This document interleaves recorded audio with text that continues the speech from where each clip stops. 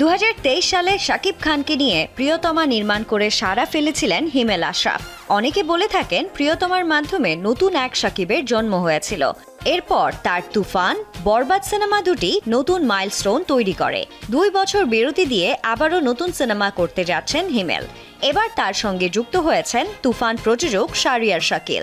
25 জানুয়ারি এই প্রযোজক তার ফেসবুকে হিমেল আশরাফের সঙ্গে একটি ছবি পোস্ট করেছেন। কেউ কেউ বলছেন শাহরিয়ার শাকিলের প্রযোজনায় হিমেল আশরাফের এই সিনেমায় থাকবেন শাকিব খান। আবার একটি পক্ষ বলছেন নিশোর থাকার সম্ভাবনা রয়েছে।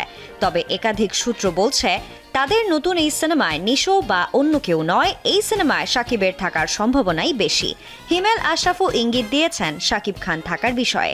তবে জাতীয় নির্বাচনের পর আনুষ্ঠানিক ঘোষণা আসবে বলে জানান তিনি।